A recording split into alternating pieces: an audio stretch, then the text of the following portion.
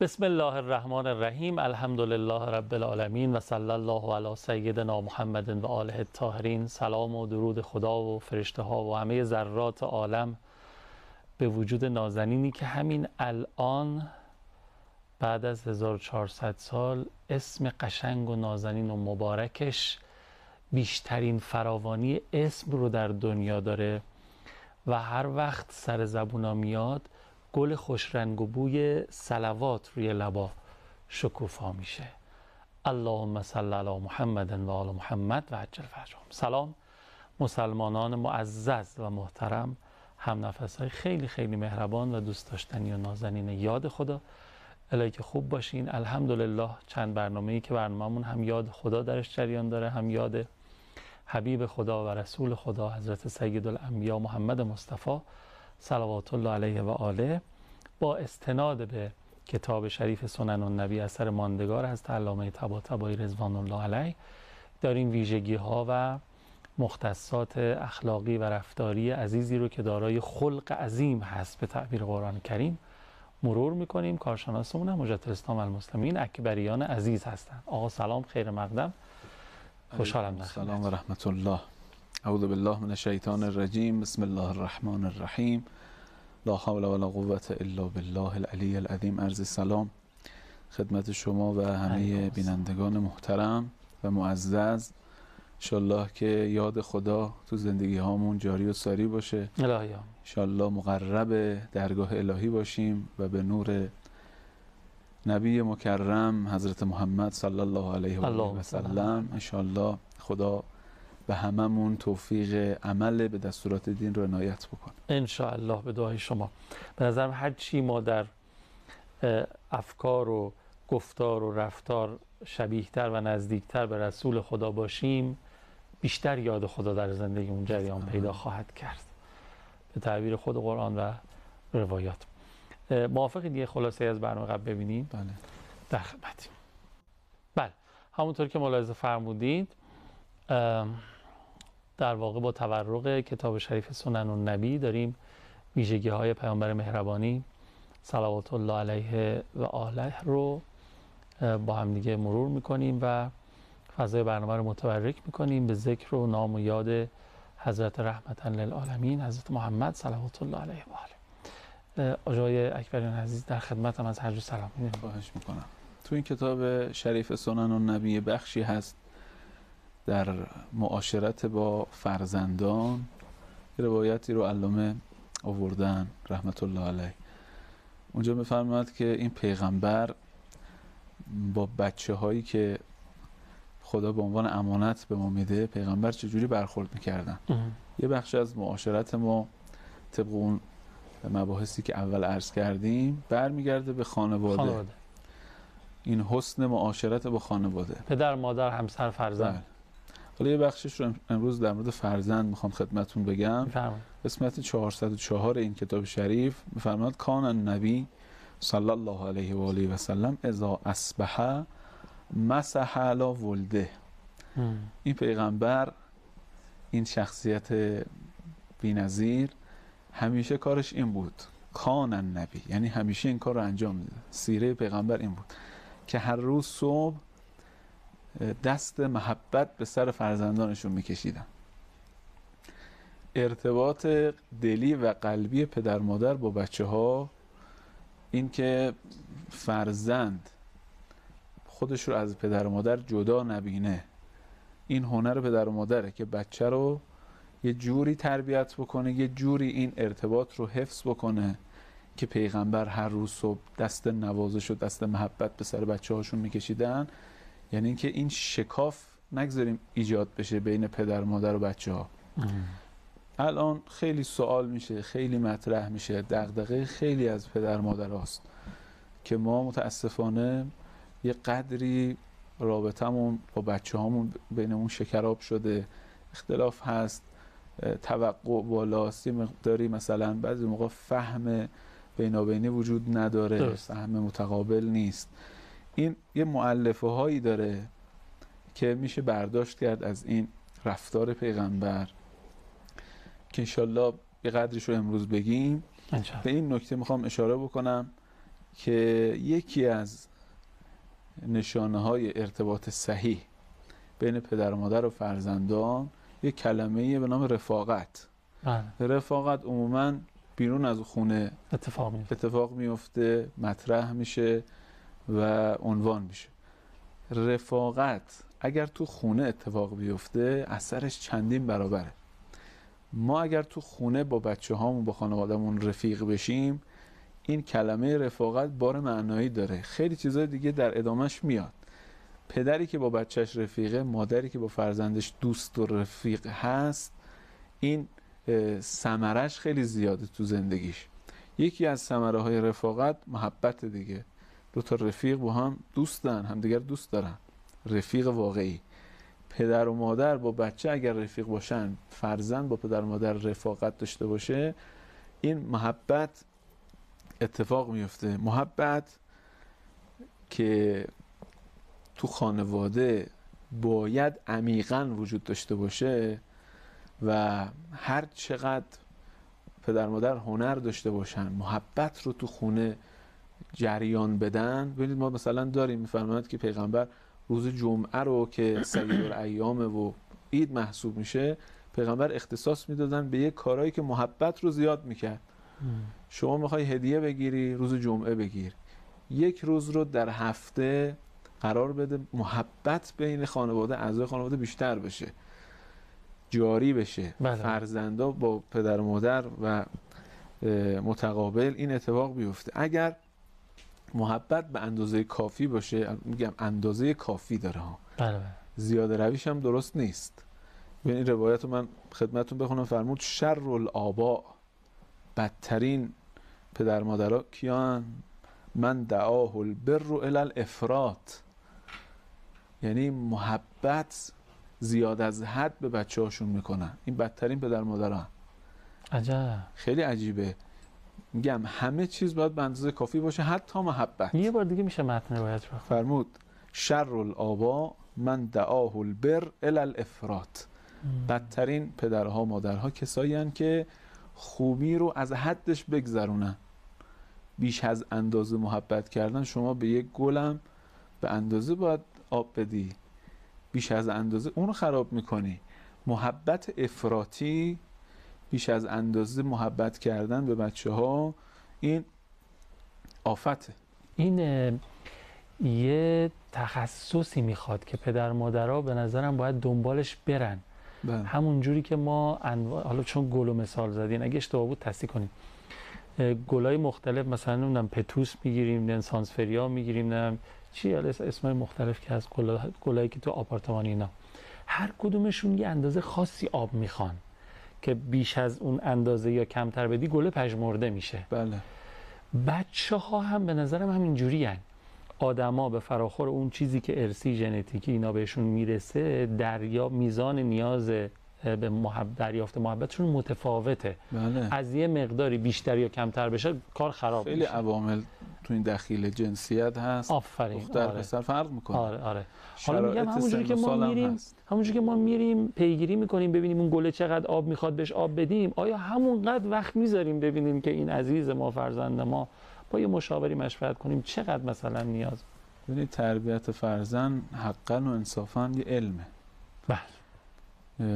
حالا خیلی عوامل باید می بود که این رو منتقل میکرد به خانواده ها. تو آموزش ها ما این رو کم داریم که ما یاد بگیریم با چجوری تعامل کنیم با بچه هامون.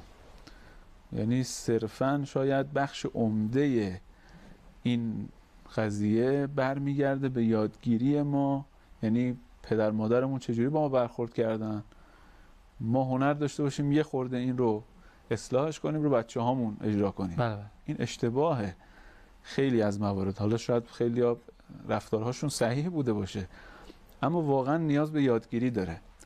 همین محبت که میگیم اندازه داشته باشه، عرض کردم نسبت به دختر خانواده فرق میکنه، پسر باشه فرق میکنه، سن و سالش فرق میکنه. توجه بیش از حد به فرزندا اینم خودش آفته. همیشه ما باید بچه ها رو در رصد داشته باشیم، همیشه زوم کنیم، همیشه خدای نکرده به قول همین بچه ها گیر بدیم بهشون. نه آفته. حدی داره اینها. اگر به اندازه با روش و با علم محبت تو خانواده با یک اصولی جاری بشه، این روش پیغمبره. بله. بعد یکی دیگه از نشانه های این رفاقته که گفتیم اگه تو خانواده شکل بگیره با هم رفیق باشیم، یکی دیگه از نشونه هاش اینه آدمی که رفیق با یه نفر دوست داره بهش بینش بده. ببینید من که پدرم یا فرق نمیکنه فرزند هستم، این رو اینجوری درک بکنم از طرف مقابلم، مثلا از پدرم اینجوری درک بکنم که پدرم نمیخواد برای من بزرگتری کنه، میخواد با هم رفاقت کنه، میخواد یه چیزی رو به هم بفهمونه که به درد خودم میخواد. چقدر فرق داره کسی که نشسته دستوری میخواد نکته رو به کسی بفهمونه، یا آموزه یاد بده. بینش دادن در بستر رفاقت خیلی فرق میکنه. این هنر باز همینطوره. بینش دادن، آگاهی دادن. اگر پدر مادری به بچهش بتونه هنر داشته باشه، آگاهی بده و حلاوت این دین رو بچشونه به بچهش، یعنی این بینش دادن، آگاهی دادن یه طوری باشه که شیرینیش تو دهن این بچه بمونه، بعد دیگه اون نمیره سراغ این حلاوت ها و شیرینی های ساختگی که امروز برای بچه های ما درست کردن، رفاقت های دروغین، ارتباطات سطحی. اگر این ارتباط عمیق تو خانواده شکل بگیره، بچه دیگه سراغ اون نمیره. بله. به هر میزان اینجا ضعف وجود داشته باشه، ما بیرون از خونه میبینیم بچه دنبالش داره میگرده. بله. هر جا نقاط قوت ما تو این ارتباطات شکل بگیره، بعد دیگه به بیرون نمیرسه. امام صادق علیه السلام فرمود، این روایت رو ببینید، فرمود بادروا احداثکم بالحدیث. یه جا دیگه داره بادروا اولادکم بالحدیث. سریع برید سراغ بچه هاتون، حواستون باشه به بچه هاتون یه چیزایی رو باید بگید قبل از این که فرمود قبل ان یسبقکم الیهم المرجعه. یه عصر و زمانی در زمان حضرت امام صادق علیه السلام یه گروهی بودن مرجعه. بله. اینا میگفتن که همین ظاهر دین رو داشته باشی تکلیف لازم نیست، همین بسه. فرمود برید سراغ بچه هاتون قبل از اینکه اینا بیان سراغشون. عجب.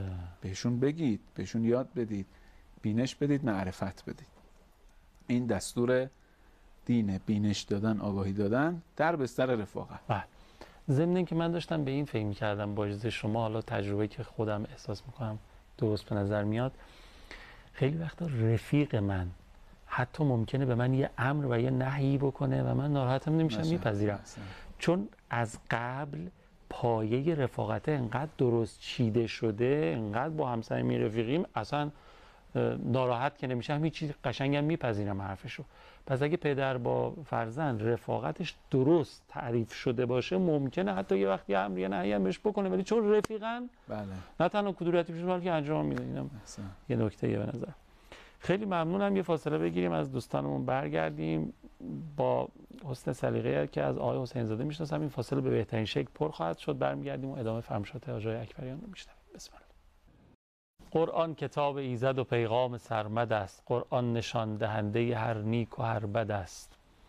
هر جا که هست نور هدایت، یقین بدان در سایه محمد و آل محمد است. اللهم صل علی محمد و آل محمد و عجل فرجهم.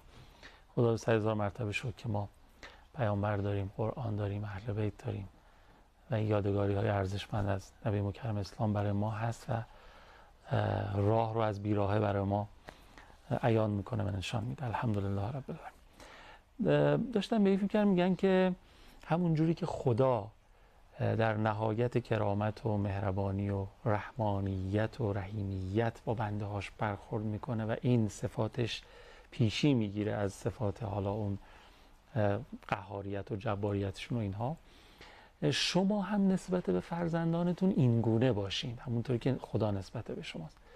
یاد این عبارت یا رفیق من لا رفیق الله هم افتادم که حالا یعنی بهترین رفیق برای ما خداست، پس طبق هم قاعده ما بهترین رفیق برای بچه‌هامون باشیم. نه؟ بله، این از لطف و محبت خداست دیگه. تو این عالم دو شخص رو انقدر نزدیک میکنه با آدم به عنوان پدر و بله، بله. مادر. یعنی همین که فرمودید از حسن. خدایی خداست، از آره. لطف خداست آره. و یه قدری هم از اون محبتی که به بنده هاش داره رو به دل اینا میندازه. سید الشهدا علیه السلام دارن دیگه در دعای عرفه، خدایی که پدر و مادر رو با من مهربون کردی. خدا این کار رو انجام داده، این محبت رو در دل مادر قرار داده که از خواب و خوراک و زندگی خودش بزنه، این بچه رو آره، پرورش بده، آره. تربیت بکنه. پدر هم همینطور. لذا این نکته دقیقیه. ماها اگر بندگی خوب بکنیم، یکی از شؤوناتش پدر مادر خوب بودنه. دقیقاً. یعنی پدر و مادر خوب بنده خوبی خواهد بود. الحمدلله. بله. یکی از معایب آموزش‌های ما هم همینه که شاید خیلی جاها ما اصل دین رو نتونستیم بفهمونیم. یعنی دین یه فهمی میخواد. درسته که یه امر و نهیایی داره، یه واجبات و محرماتی داره. بعضی موقع میگن که آقا بیاید یه مقداری مباحث اعتقادی بگید. بله. تا اینو میگیم شروع میکنیم به امر و نهیای خدا. جدای از این که آقا دین یه مغزی داره. متاسفانه ما تو آموزش هامون یه قدری از این غافلیم. تو مدارسمون به بچه هامون چجوری دین رو معرفی بکنیم؟ تو ذهن ما دین چی تلقی میشه؟ چه فهمی از دین داریم؟ بچه هامون چه فهمی از دین دارن؟ ببینید اگر اون فهم اصولی و صحیح نباشه، ما دین رو خوب نشناسیم، حالا هر چی ما بیشتر توضیح بدیم، هر چی فروعات رو بگیم، امر و نهی رو بگیم، حلال و حرام رو بگیم، خیلی از اوقات ما داریم به اون نقاط تاریک ذهن، هنوز روشن نشده اصلش، میایم شاخ و برگ میدیم و بدتر قضیه رو خراب میکنیم. اگر مجهولات که اصلش این عرض میکنم فهم دین اگر اتفاق نیفته، فقط داریم مجهولات رو زیاد میکنیم. شهید مطهری داستانی دارن خیلی قشنگه. حالا داستان واقعا نمیخوایم بگیم این عبارتی که به کار میبرم. حالا ایشون میگه که یه نابینایی، کسی که مادرزاده نابینا بود، داشت رد میشد. خب از یه جمعی دید مشغول خوردنن، متوجه شد دارن چیزی میل میکنن. بهشون گفت که چی میخورین؟ گفتن شیر برنج میخوریم. این شهید مطهری داره. بعد خب ایشون که از ابتدا نابینا بود، فهمی از شیر برنج نداشت. گفت چیه؟ گفتن که خب یه غذاییه مثلا سفید رنگه.